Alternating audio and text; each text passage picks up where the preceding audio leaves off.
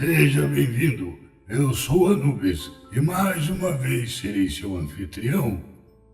No vídeo de hoje, você poderá conferir 50 fotos antigas de pacientes internados em sanatórios, porém, dessa vez, tudo será diferente. Ao invés de comentar no vídeo, farei o seguinte: me manterei em silêncio absoluto. A ideia é conhecer os seus sentimentos sobre tudo isso. Por exemplo, ao ver essas fotos, algumas pessoas sentem medo, já outras sentem pânico, e tem até aquelas que sentem compaixão ou até mesmo pavor. Então, pegue seus fones de ouvido, desligue-se do mundo e veja atentamente, foto por foto, e depois deixe nos comentários a sua opinião.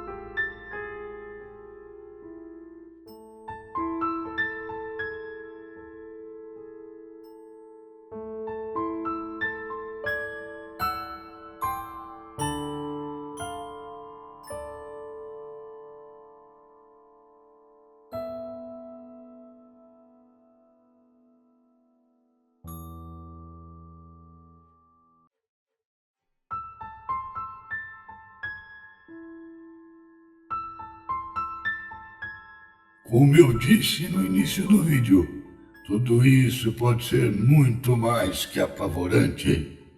Agora, faço uma pergunta.